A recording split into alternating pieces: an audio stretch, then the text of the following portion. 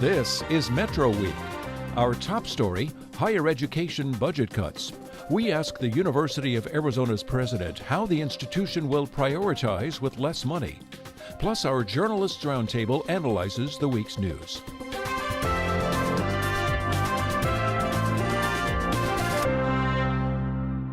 Welcome to Metro Week. I'm Andrea Kelly. This week, the governor signed the state budget for the fiscal year that begins in July. One piece of the budget, higher education funding, became a point of criticism and contention. Here's a look at the numbers. When Governor Doug Ducey proposed his outline for next year's state budget, he said the university system should see a $75 million cut. Then, when Republican lawmakers crafted their own budget proposal, they raised that to $104 million. University administrators protested, and students expressed open worry that the cuts would lead to another year of tuition increases. This past weekend, when the final budget details were nailed down, the cut was $99 million. That's for the whole university system, meaning the University of Arizona, Northern Arizona University, and Arizona State University. This budget cut comes on top of years of large and small adjustments to the higher education system budget. The state funding for all three universities is about $325 million less this year compared to 2008. Community colleges were not exempt. In Tucson, PIMA Community College does not get much state funding compared to the universities, and it will get none next year. The university cuts prompted sharply worded reactions from the presidents of the universities. They are now working on their own budgets for the fiscal year that begins in July, including how to accommodate the state budget cuts. This week, Vanessa Barchfield interviewed U of A President Ann Weaver Hart about the impact of reduced state funding for universities. Lawmakers passed a budget that cuts $100 million from the university system. What will the impact of those cuts be on the University of Arizona? Those cuts include about 14% reduction in the general and education funding available to the University of Arizona for the education of our students. It's not 14% of every nickel we spend, but it's 14% of the discretionary revenue that we have to spend on our general education mission. So they're significant. And on top of the $400 million plus cuts to higher education that occurred in the fiscal '09 year and have had huge implications, we're going to have to look very, very carefully at how we move forward for the university and implement the vision that has been so strong here, while we also make tough choices about what we do spend those scarce resources on. And that's right where we are right now, in conversations with the Strategic Planning and Budget Advisory Committee and in discussions with our finance team, with our deans, and with others. ASU President Michael Crow has said that the cuts signal that higher education is a low priority in the state. Do you agree with that assessment? I think that's a simplistic assessment. President Crow obviously has very strong feelings about that. I think that the political philosophy on which the current leaders ran for office was clear to all the voters, and that political philosophy, which minimizes revenue and maximizes deregulation and private enterprise, was what we all knew it was going to be. So it wasn't a surprise that the current leadership chose to reject every option for increasing revenue and to make the adjustments that it saw as necessary to balance the budget from a reduction in expenditures. What it does mean to me is that we need a long-range plan for the role of public higher education in the state of Arizona. And I would treasure the opportunity to be a part of a conversation about what that long-range plan needs to look like and how we can continue to fill the tremendous role that we fill now in our Arizona economy, but also in the lives of its citizens. And do you expect to have that opportunity? I'm sure asking for it every chance I get. I think that it would be a very important thing for our political leaders to organize in order to set a long-range, not a year-to-year approach to how we make these tough decisions. And how will the University of Arizona be coping with the cuts? We will examine every option. we have a guaranteed tuition plan, as you know. So our students who are on the guaranteed tuition plan already have a guarantee of no increase in tuition. We've already made a commitment under the leadership of Senior Vice President Dr. Melissa Vito to include mandatory fees in that guaranteed program. We've already made a commitment to our graduate students to have pilot professional master's degrees included in a similar program of guaranteed cost to which we would commit and the student would commit. Those aren't going to go away. So when we look at tuition and fees, it's in the context of a 4-year commitment to both undergraduate and graduate students. This isn't a 1-year decision. This is a long-term commitment. We have a long-range academic and business plan. We know what the variables in that very complex plan are, and we're going to have to look at all the choices together, not independently. You've said that the U of A will eliminate peripheral activities and concentrate on its core mission. What do you mean by that exactly? And can you give me some specific examples? I need to correct you. I didn't say that we would eliminate peripheral activities. I said that when we look at the hard choices that have to be made, we should focus on student services, direct student services, whether that's counseling or direct instruction. That's what we need to focus on first. And then we need to look at core mission. We have an absolute commitment to our land-grant mission. We are going to continue to nurture and develop cooperative extension. We are the university in Arizona with allopathic medical schools. We have 2. Those are core to our mission. Peripheral might be some of the community activities that we subsidize. We have to raise those questions. Didn't say eliminated, said that when we make tough decisions, we have to look to the core. How would you characterize the current relationship between universities and lawmakers? Well, the lawmakers with whom I personally interacted were very cordial to me personally and sympathetic to the funding plight that public higher education faces. They were also very clear about their political philosophy. Again, that was not a surprise to any of us. And so I think that as the one sector that had a component in the state plan that was still not restricted by entitlements or other very, very tough commitments, that we ended up in a position where the lawmakers saw us as their only solution to a dilemma that developed because of decisions about revenue expansion and controlled expenditures. Not that there's hostility to higher ed. I didn't experience that. Not in the rhetoric and not in person, but in a tough choices kind of model within a political philosophy.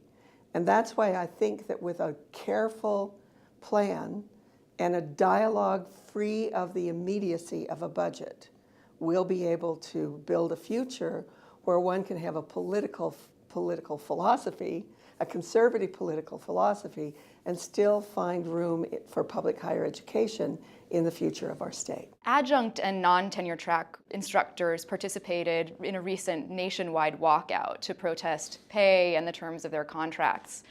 What's the University of Arizona doing to improve working conditions for them? It's in the mix and can't be considered separate from the other things we've been talking about. Clearly, adjunct faculty who teach a course or 2 a year and have other full-time jobs are in a very different position than faculty whose only job is to teach courses at the university. Our full-time, non-tenure track faculty have a job, full-time with benefits, and that's clearly a very different situation. So there isn't one solution. We have adjuncts whose primary employment is elsewhere and who bring in incredible richness from other experiences. We have full-time faculty whose entire workload is teaching, and that's a group that we have made a long-term commitment to, and in fact, our Faculty Senate includes those colleagues in membership in the Senate.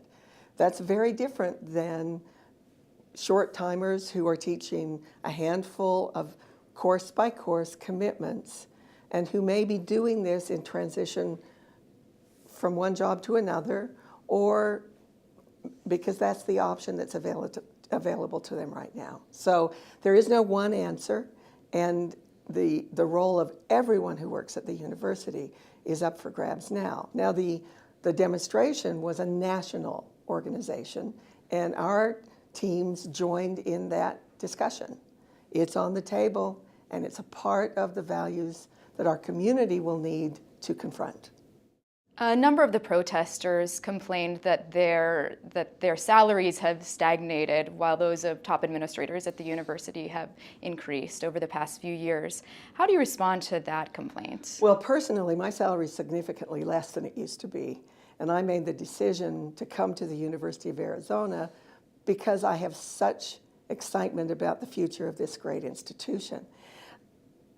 Adjuncts who teach a course or two and in a short term, or even those who teach 4 or 5 courses, but on the way to another career that has full-time employment, are in a very, very different position than leaders who have devoted 30 and 40 years, gained the experience, gotten to the top of their field, working 7 days a week, hours that you can't even imagine, and who are in a very, very different and frankly not comparable position. So I would argue that you can't compare apples to oranges. There are others who point out that high school English teachers who also teach seniors, writing, literary criticism, AP, make $31,000 here and teach 5 or 6 periods a day. So we could pick any comparator group we wanted. I think the issue for us at the University of Arizona is we are a community. Where does each contributor, be it faculty, staff, or student, fit in that community in a context of pretty hard choices? It isn't a choice-free environment. And frankly, our choices are between values, not good and evil. And that's the situation we find ourselves in. The U of A is in the middle of the largest capital campaign in its history. Where does it stand now, and do you have any recent highlights that you can share with us? Oh, we have some tremendous highlights. You probably heard about some of them. In general, we're past halfway in the total of the goal of $1.5 billion and about halfway in time, a little bit less. So tremendous support from the donor community. We have some incredible highlights. The Keras Mir Lab, $20 million going straight in to the Giant Magellan Telescope project. The Agnes Howery gift, which we estimate will be about $50 million when the estate is finalized. All of those are contributions to the university directly and in areas the philanthropists have designated.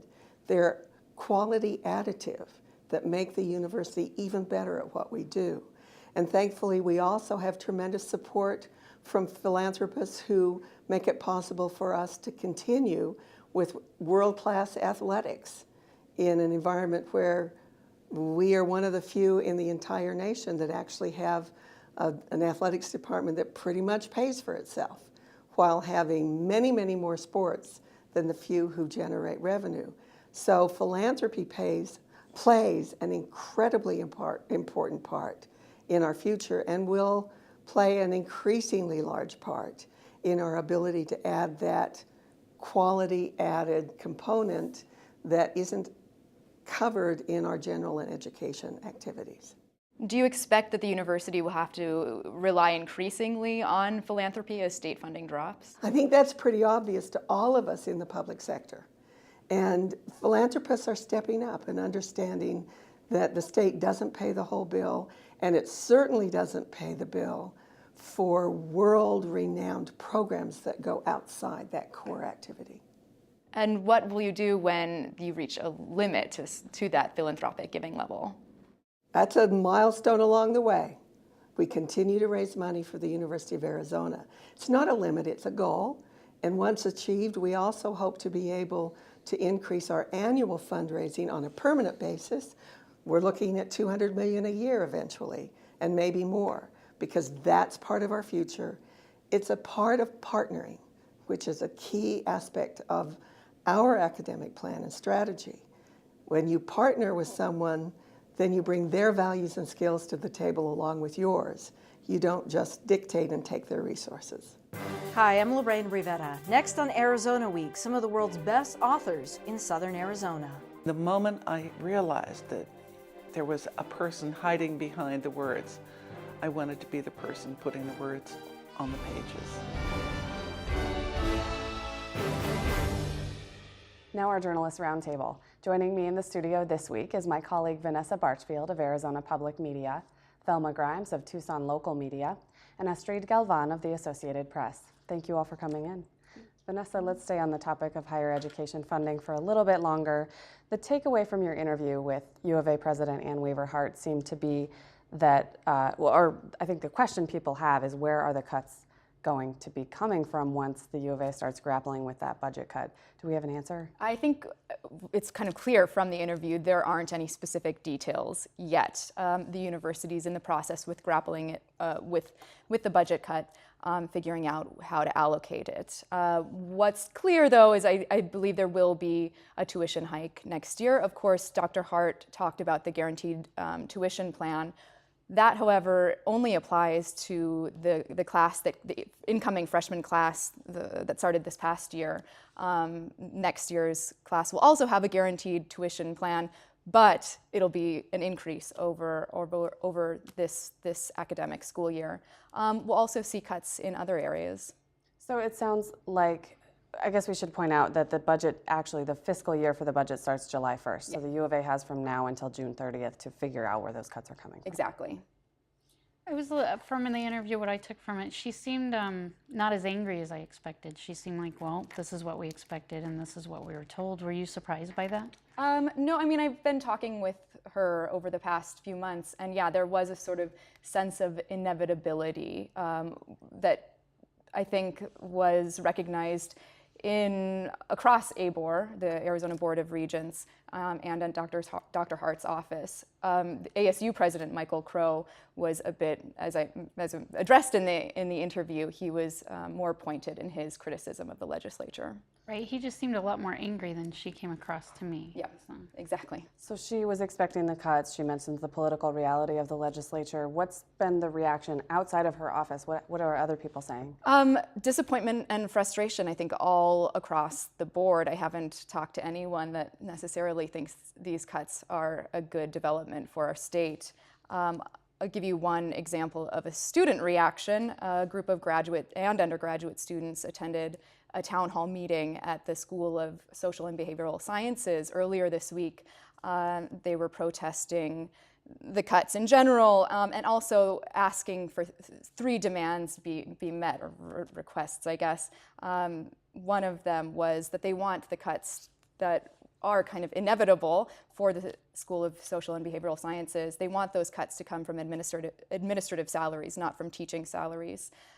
They want to be involved in the budgeting process, and they want graduate student teaching appointments to be promised or guaranteed for the duration of graduate student duration here. And that helps graduate students fund their education. Exactly. Right? Pay for it. Yeah. Okay. Exactly. In terms of other responses, Provost Andrew Comrie co-authored a letter to the university community, this week, asking for suggestions on where the cuts could come from. And the general public's response has been, I think, dismay as well. I've seen several Recall Ducey campaigns on Facebook, which there's also a march tomorrow, a protest organized by a group called Arizona Stands Up. A group of community members will be marching from Tucson High to the Tucson Festival of Books to protest the cuts. At the same time, we heard from Governor Ducey this week that since he proposed this budget in January, it also, kind of along the lines of President Hart's comment, it should not have been a surprise to people that the cut was going to happen either way. It was a matter of how much. Yep, exactly. So we also heard that there may be a lawsuit in the works about these cuts. Can you tell us about that? Right. So earlier this week, the chairman of the Board of Regents, Mark Killian, said that the regents should sue the legislature. Now, he says that they're really violating the constitutional requirement that college be as free as possible in the state of Arizona. House Speaker David Gallivan responded to that saying that, as free as possible doesn't mean free. But with tuition well over $10,000 a year now, that's, it's not quite free at all. Questionable how we can classify as close to free as possible. Exactly. Then. Okay. Now I want to switch to another topic. The City of Tucson announced today that it plans to hire a new city manager. They announced the name. It's Michael Ortega. He is currently the county administrator in Cochise County. And the announcement came today, but it's going to be a little while before he actually starts. So I just wanted to play some clips so we can hear directly from him about his plans and what he's looking forward to as he comes. Ultimately, Mayor and Council unanimously selected our new city manager and directed our city attorney to proceed with negotiations. A contract will be presented for approval at a regular meeting of Mayor and Council in the near future. Well, first and foremost, I need to address our budget with Cochise County. There's a transition period. I'm sure you all know about some of the things that counties are facing in terms of budget issues, and so I need to help my employer, Cochise County, address those issues and wrap that up. I've mentioned to the council that I'm really interested in meeting with them, initially getting names of individuals they would like to meet with and speak to, and also really studying the issues. I'd like to understand them in great detail. I will be spending a lot of time with the staff initially just to really get an understanding of the issues that Tucson faces. There were two pretty basic issues that face the community, one, and the government as a whole. One is budget. They're extremely concerned about the budget issues that Tucson faces. The second is economic development. I'll call it addressing of poverty and really working towards the prosperity of the community as a whole. So on a macro scale, those were the two general issues and general items that the council expressed to me. Obviously, I want to study them and analyze them in a lot more detail than I have. Clearly, the budget is something that I'm very familiar with, not Tucson's budget necessarily, but budgeting as a whole. I suggested some concepts to the mayor and council that I will be exploring in more detail once I start. So my background in budgeting. From an economic development standpoint, it really becomes a role of understanding the issue and playing the role or part, if you will, as a team, because it's a regional effort. It's not necessarily just a city government, but the city government plays a role. And I've demonstrated with multiple projects in the past my ability to facilitate and either take a leadership role or a subordinate role as we move forward in economic development projects. That was Michael Ortega, the current Cochise County administrator, who is going to be Tucson's new city manager. Now, a note on the timing that he said he's going to work through the Cochise County budget with the supervisors there, and the Tucson city manager, the interim manager, Martha Durkin, is going to work with the Tucson City Council to create this budget, again, also starting in July. After those processes are worked through, the jobs change will happen, so that's probably going to come in June. That's what we heard today, and of course he also appeared there with Tucson Mayor Jonathan Rothschild. Astrid, along the lines of another city issue, we've been talking at this table for a few weeks about the homeless encampment that cropped up in downtown Tucson and all of the different issues, civil rights, First Amendment issues that came up with that encampment. Now there were some developments this week, and today is actually potentially the last day of that camp. Can you bring us up to speed? Absolutely. Today is a deadline for the campers to remove their wooden pods. There's about almost 40 of them, plus about a dozen or more tents that are lined up around downtown Tucson. And this Tuesday, the city went before Judge David Seabury in federal court, basically asking him to clarify and also amend an order that he issued late last year. So that order prohibits the city from using a rule that allows homeless people to only have 3 small belongings with them on sidewalks. The protesters had asked for that injunction because they felt that that rule was specifically targeting their camp. The judge issued that injunction, and the city took that to mean that they couldn't remove the wooden pods that are pretty large and take up quite a bit of space on the sidewalk. The judge on Tuesday actually said that that's incorrect, that's a wrong assertion, and actually scolded the city and said, you need to take care of this. So also on Tuesday, the city started issuing notices around the camp saying that they were going to be removing the pods and that they had until Friday evening to clear out. Now, there was some discussion at an earlier city council meeting that that the council or the city was going to try to find a site that the homeless could move to, so they're not along the sidewalks of this one specific area downtown. Is that still in the works? Do we have an update on that? We really don't. As far as I know, that's still in the works, but nothing's been set in stone as far as I know. What's the reaction of the homeless then to the order? A lot of people that I spoke to were just kind of, they didn't know where they're going to go. They felt that they had a community. A lot of people said how safe it was to be at that park because there was kind of like this unity of the camp, and so a lot of them didn't know where they were going and didn't know what to do next.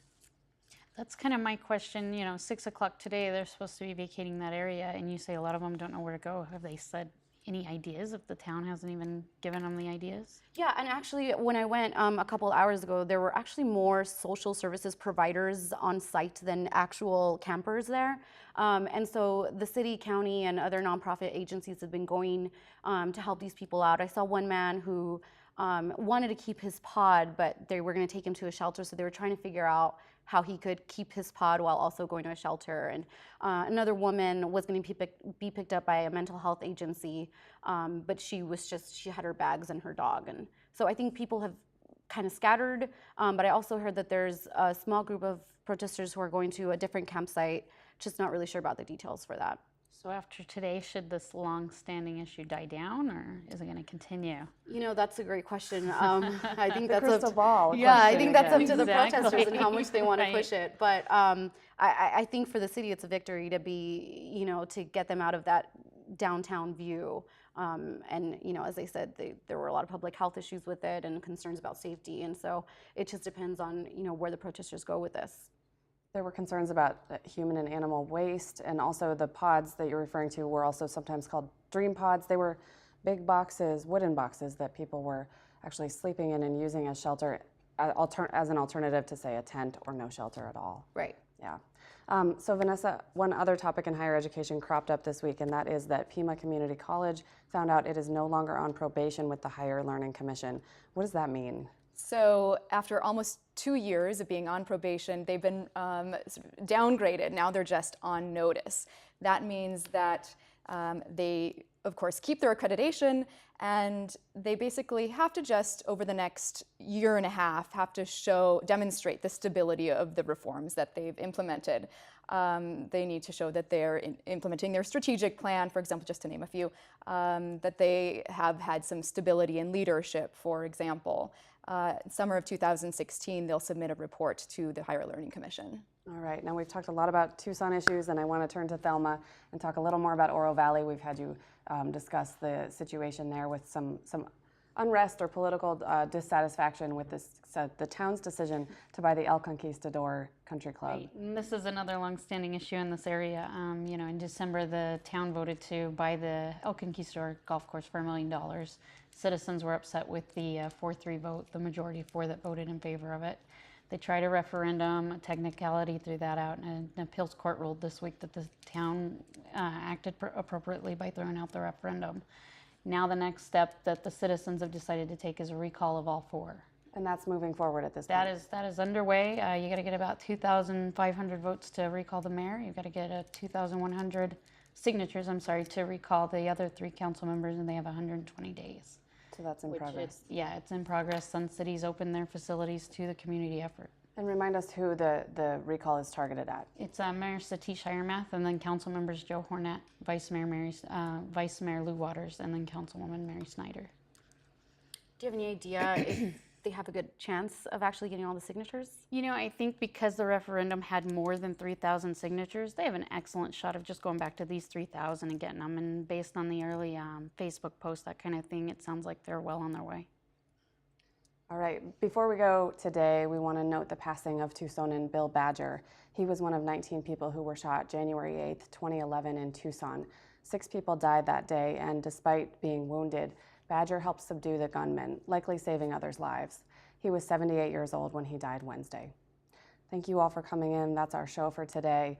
For more on this week's news, including stories that aired on NPR 89.1, you can go to our website, There you can also watch Vanessa Barchfield's full interview with U of A President Ann Weaver Hart, and also you can see Michael Ortega's resume, the new Tucson City Manager. Up next, Arizona Week looks at literacy and this weekend's Tucson Festival of Books.